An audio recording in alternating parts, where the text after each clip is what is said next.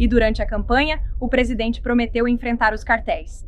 Vocês têm membros em exercício do Congresso dos Estados Unidos que conspiraram juntos para orquestrar uma mensagem em vídeo dirigida a membros das Forças Armadas dos Estados Unidos, a militares da ativa, a membros do aparato de segurança nacional, incentivando-os a desobedecer ordens legais do presidente. Temos 1,3 milhão de militares na ativa neste país, e se eles ouvirem essa mensagem radical de membros do Congresso em exercício, isso pode inspirar o caos. Esses 3 membros do Congresso, acrescento ainda, sabiam exatamente o que estavam fazendo. Estavam se apoiando em suas credenciais como ex-membros das nossas Forças Armadas, como veteranos, como ex-integrantes do aparato de segurança nacional, para sinalizar às pessoas que servem sob este comandante em chefe, Donald Trump, que você pode desafiá-lo e pode trair seu juramento de posse. Essa é uma mensagem muito perigosa e talvez seja punível por lei. Eu não sou advogado. Vou deixar isso para o Departamento de Justiça e o Departamento de Guerra decidirem. Por que vocês não estão falando sobre o que esses membros do Congresso estão fazendo para incentivar e incitar a violência? Eles estão literalmente dizendo para 1,3 milhão de militares da ativa para desafiar a cadeia de comando, para não seguir ordens legais. Sugerir e encorajar que militares da ativa desafiem a cadeia de comando é algo muito perigoso para membros do Congresso em exercício. E eles devem ser responsabilizados. E é isso que o presidente quer ver. Tenho visto bastante cobertura sobre as últimas notícias envolvendo Rússia e Ucrânia, então deixe-me esclarecer e contar a verdade para vocês sobre como está a situação atualmente. Ontem, a primeira-dama Melania Trump e a segunda-dama Uja Vance visitaram a estação aérea do Corpo de Fuzileiros Navais New River em Camp Lejeune, Carolina do Norte, encontrando estudantes, educadores, famílias de militares e fuzileiros navais americanos. Tanto a primeira-dama quanto a segunda-dama agradeceram a calorosa recepção e permanecem comprometidas em apoiar famílias de militares e as comunidades que servem nossa nação. Que Deus os abençoe. Nas notícias econômicas, o relatório de empregos mostrou que a economia americana se mantém forte, com 119 mil novos postos de trabalho, mais que o esperado. Esses ganhos vieram após a aprovação no verão dos cortes de impostos do presidente Trump, bem como acordos comerciais com vários países do mundo. Em setembro, os empregos na construção civil aumentaram em 19 mil, representando o maior ganho mensal em um ano. Quase todo esse sólido crescimento mensal de empregos veio do setor privado e beneficiou diretamente americanos e não trabalhadores estrangeiros, o oposto do que vimos no governo anterior. A inflação permanece sob controle e os salários dos trabalhadores americanos aumentaram 8% no último ano, graças às políticas de crescimento do presidente Trump. Na verdade, espera-se que os salários reais aumentem cerca de 1.200 para o trabalhador médio este ano sob o governo Trump. Esta é uma reviravolta completa da era Biden, com inflação a atingir 9%, resultando em perda salarial de cerca de $3.000 para os trabalhadores. Sabemos que os americanos ainda sofrem com a inflação recorde de 4 décadas causada por Joe Biden e os democratas, e o presidente Trump está a fazer progressos importantes para corrigir isso e não vai parar até resolver o problema. Como o presidente afirmou, ele nunca está satisfeito. Na verdade, as políticas do presidente Trump estão a trabalhar para tornar o Dia de Ação de Graças dos americanos mais acessível, do trajeto à mesa. Espera-se que cerca de 100 milhões de americanos viajem de carro na próxima semana para celebrar o feriado com entes queridos. Graças à agenda Perfooter Baby, Perfooter, do presidente Trump, o preço da gasolina no Dia de Ação de Graças deverá ser o mais barato desde a pandemia de Covid em 2021. O presidente Trump está a baixar os preços da gasolina, proporcionando economias significativas às famílias americanas, e esperamos que esses preços continuem a diminuir. De acordo com a pesquisa anual da Federação Americana de Agricultura, o jantar de ação de graças também custará menos este ano do que no ano passado, com uma redução de cerca de 5%. O preço médio de um peru congelado de 2 kg está mais de 16% mais barato que no ano passado, auxiliando na economia das famílias. Toda a agenda econômica do presidente Trump visa colocar ainda mais dinheiro de volta aos bolsos dos dedicados americanos trabalhadores. Foi por isso que ele sancionou os maiores cortes de impostos para a classe média da história.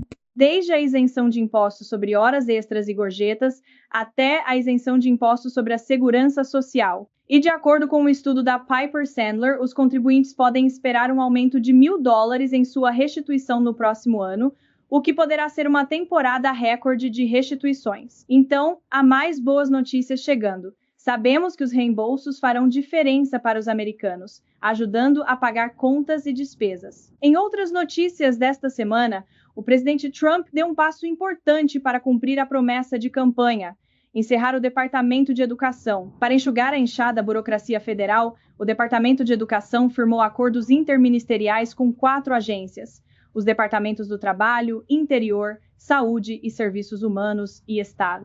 Estas agências agora garantirão a entrega de programas legalmente exigidos, ao mesmo tempo que os reorientam para melhor servir os alunos.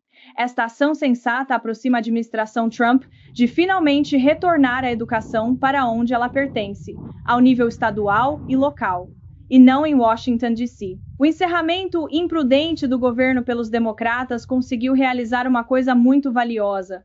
Provou que a América não precisa de um departamento de educação federal. Durante a paralisação mais longa da história, o Departamento de Educação dispensou 90% da sua equipe, mas o sistema educacional americano não foi afetado.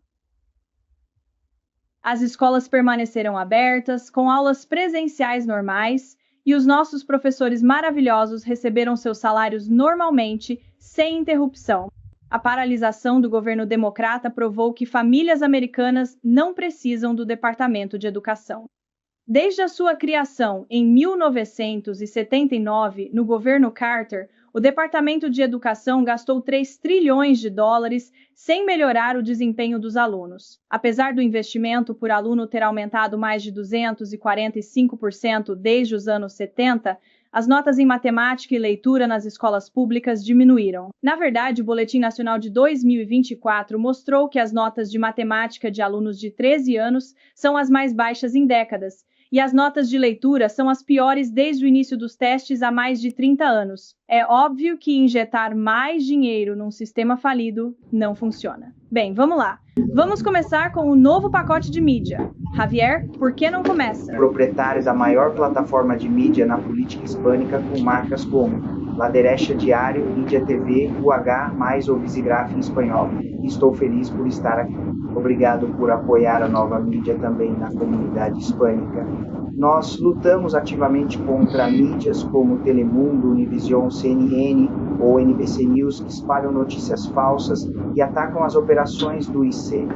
Neste domingo, estreia na Real America's Voice o primeiro programa em espanhol contra o comunismo e a cultura woke, promovida por gente como George Soros para espalhar o comunismo pelo mundo, como aconteceu na Europa. Tenho 2 perguntas para você, se não se importar. No México, os jovens protestam contra a presidente Sheinbaum, alegando inação contra os cartéis. Sheinbaum usou a polícia para atacar jovens, crianças, meninas e ataca jornalistas como eu. Em um país onde 150 jornalistas foram mortos nos últimos anos. A mídia tradicional do ZEUA ataca duramente o presidente Trump por seus comentários sobre a mídia de notícias falsas e ignora os assassinatos de jornalistas no México. Por que será que eles permanecem em silêncio sobre os assassinatos de jornalistas no México e os ataques a Ricardo Salles? E a minha segunda pergunta é: Trump diz que tem um plano para o narcoestado da Venezuela. Ele tem um plano específico para o México, onde os cartéis já controlam a territory.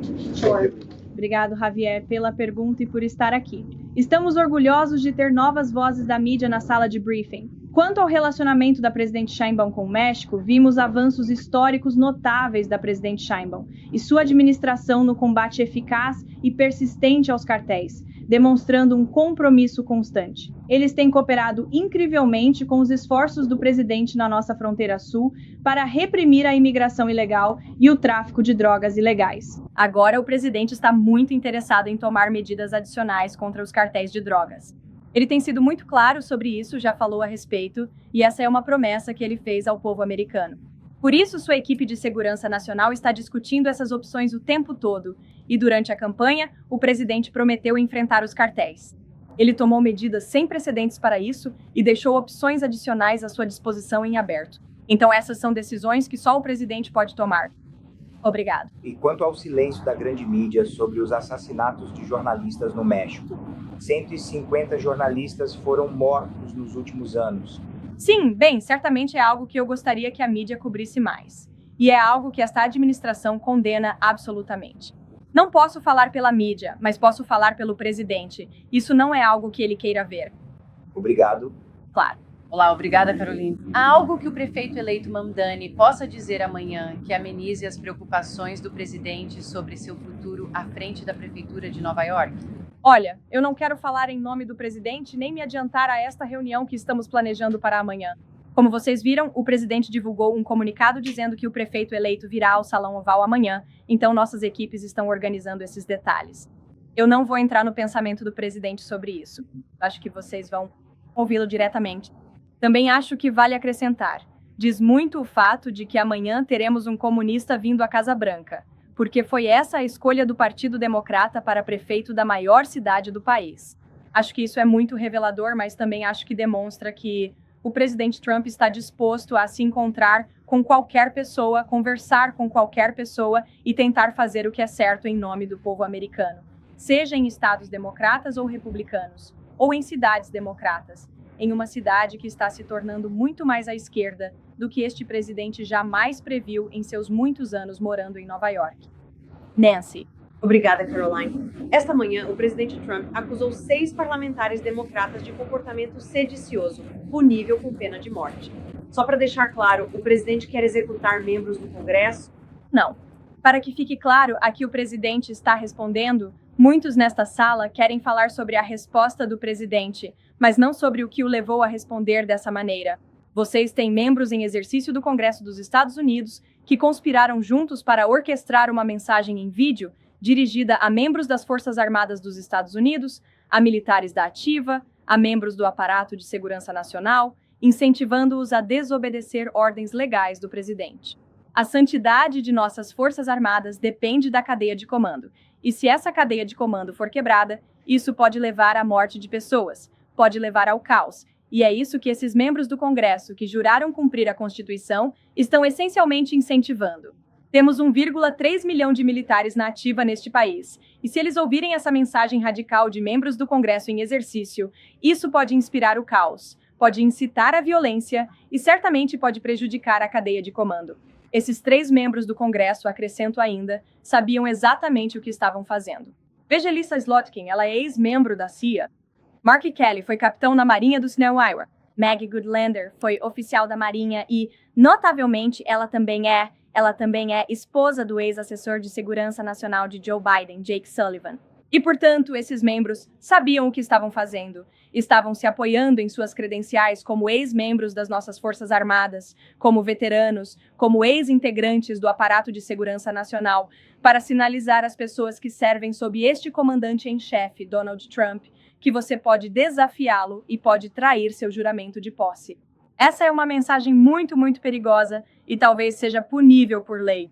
Eu não sou advogado. Vou deixar isso para o Departamento de Justiça e o Departamento de Guerra decidirem. Mas o presidente tem frequentemente. Mas, Caroline, posso só fazer um complemento?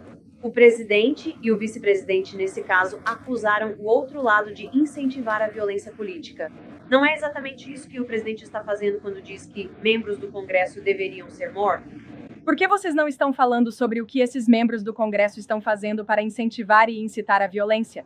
Eles estão literalmente dizendo para 1,3 milhão de militares da ativa para desafiar a cadeia de comando, para não seguir ordens legais. Cada um deles, eles recusaram uma ordem ilegal, o que é admirável. Mas eles estão sugerindo, Nancy, que o presidente deu ordens ilegais, o que ele não fez. Cada ordem dada a este exército dos Estados Unidos por este comandante em chefe e através desta cadeia de comando pelo secretário de guerra é legal e os tribunais já comprovaram isso. Esta administração possui um histórico sem precedentes no Supremo Tribunal porque estamos cumprindo as leis. Não desobedecemos às ordens judiciais. Fazemos tudo conforme as regras. Sugerir e encorajar que militares da ativa desafiem a cadeia de comando é algo muito perigoso para membros do Congresso em exercício. E eles devem ser responsabilizados. E é isso que o presidente quer ver. Phil, obrigado. Você, embaixador Mike Huckabee. tive uma reunião com Jonathan Pollard, um ex-cidadão do ZEO. Ele foi condenado e passou 3 décadas na prisão por vender segredos de Estado para Israel. A Casa Branca sabia que essa reunião iria acontecer? O governo aprova isso? A Casa Branca não tinha conhecimento dessa reunião, mas o presidente apoia nosso embaixador Mike Huckabee e tudo o que ele está fazendo pelos Estados Unidos e por Israel. Você disse que o presidente faria o que fosse certo para os ZEO, cidadãos, independentemente de estarem vivos ou não, estados azuis ou vermelhos. Tenho curiosidade em saber se existe alguma chance de que, na reunião de amanhã com o prefeito eleito Mamdani, ele consiga convencer o presidente a abandonar a promessa de cortar o financiamento federal para a cidade de Nova York. Olha, Phil, vamos ver como a reunião vai amanhã e deixa o presidente falar por si. Natalie, agradecer. Você, Caroline. O que o presidente quis dizer quando chamou a repórter de pig? Vejam, o presidente é muito franco e honesto com todos nisso. Vocês mesmos já viram. Todos vocês já passaram por isso. E eu acho que essa é uma das muitas razões pelas quais o povo americano reelegeu este presidente, por causa de sua franqueza. E ele denuncia notícias falsas quando as vê. Ele fica frustrado com os repórteres quando vocês mentem sobre ele, quando espalham notícias falsas sobre ele e sua administração. Mas ele também é o presidente mais transparente da história. E ele dá a todos vocês nesta sala, como todos sabem, um acesso sem precedentes. Vocês estão no Salão Oval quase todos os dias fazendo perguntas ao presidente. Então, eu acho o presidente ser franco, aberto e honesto com vocês, em vez de se esconder, é muito mais respeitoso do que o que vocês viram na última administração, onde havia um presidente que mentia e depois não falava com vocês por semanas, se escondia e não respondia às perguntas. Então, acho que todos nessa sala deveriam valorizar a franqueza e a abertura que recebem do presidente Trump quase diariamente. E vamos dar continuidade ao assunto. Sim. Obrigada. 2 perguntas para você. O jornal The New York Times está noticiando que o governo está agora enviando um representante do ZEUA oficial do G20. Eles vão enviar Mark Dillard. Você pode confirmar se isso é verdade e em seguida explicar a mudança? Ficar feliz em explicar porque não houve mudança. Os Estados Unidos não estão participando de conversas oficiais no G20 na África do Sul. Eu vi o sul-africano. O presidente falando um pouco demais contra os Estados Unidos e o presidente dos Estados Unidos mais cedo hoje, e essa linguagem não é bem vista pelo presidente nem por sua equipe. O embaixador ou o representante da embaixada na África do Sul está lá apenas para reconhecer que os Estados Unidos serão o país anfitrião do G20. Eles estão recebendo essa despedida ao final do evento. Eles não estão lá para participar de conversas oficiais, apesar do que o presidente sul-africano está alegando falsamente. Sobre a Ucrânia, houve relatos de que o presidente Zelensky disse: "Você sabe que ele está querendo analisar o plano." Houve um presidente da administração Trump propondo um plano. Você pode nos dar uma atualização sobre a situação entre Rússia e Ucrânia e se o presidente planeja falar com Zelensky em breve ou quando podemos esperar isso? Fico feliz em fornecer uma atualização. Tenho visto bastante cobertura sobre as últimas notícias envolvendo Rússia e Ucrânia, então deixe-me esclarecer e contar a verdade para vocês sobre como está a situação atualmente. O presidente Trump deixou muito claro desde o primeiro dia, e até mesmo durante a campanha, que ele quer ver essa guerra chegar ao fim.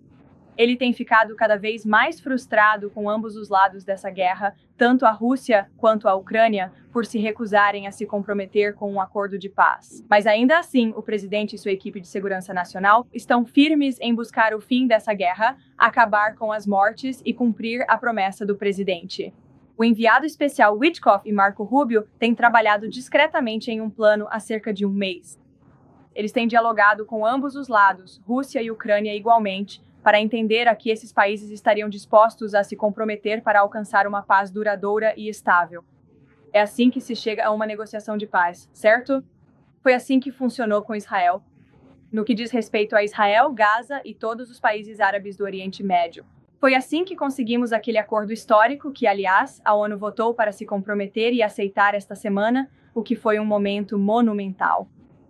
Então eles têm dialogado com ambos os lados. Bem, e essas conversas continuam. Como sempre, não vou discutir os detalhes deste plano, pois ele está em andamento e em fluxo, mas o presidente apoia a iniciativa.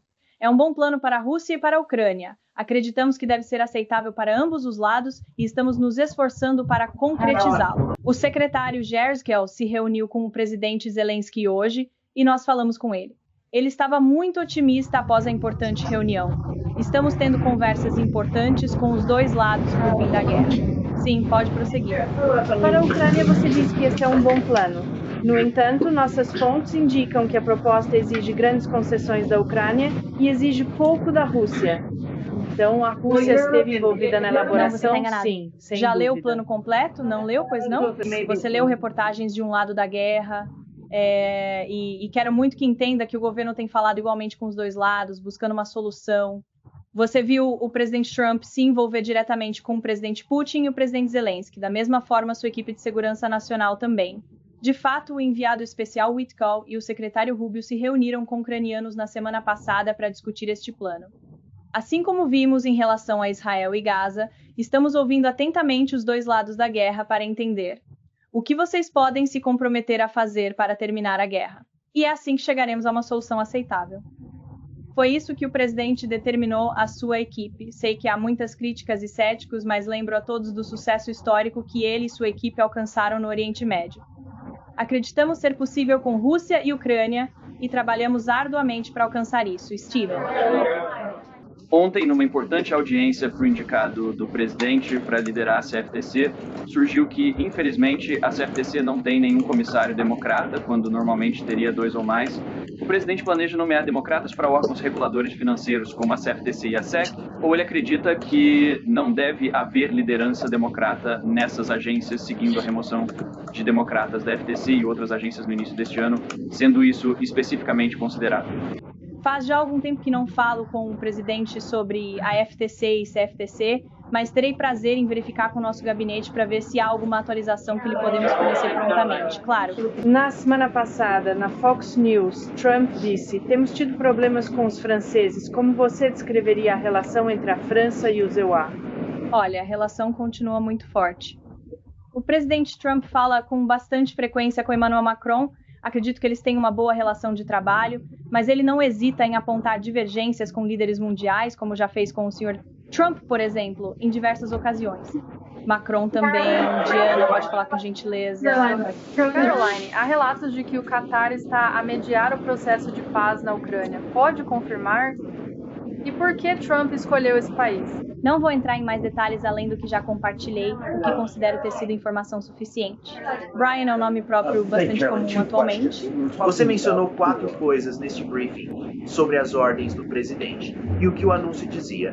Então a pergunta é, independentemente da ordem, seja para oficial da administração, militar ou não, mesmo que juristas considerem ilegal, o presidente espera que membros do gabinete e oficiais da administração cumpram ordens, ignorando opiniões de especialistas?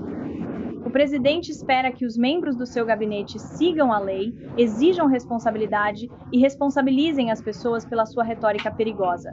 E eu só acrescentaria que, se membros republicanos do Congresso estivessem incentivando militares e funcionários do governo dos Estados Unidos a desobedecer ordens do presidente e da cadeia de comando, esta sala inteira estaria revoltada. Na verdade, é o contrário, e acho isso revelador. Vou liberá-los porque o presidente, o UPRE, agradeço o incentivo desta manhã, ou melhor, desta tarde, mas o presidente Trump está prestes a se encontrar em minutos com reféns israelenses que esta administração libertou, e por isso vou subir para essa reunião. Vocês ouvirão mais sobre isso depois. Obrigada.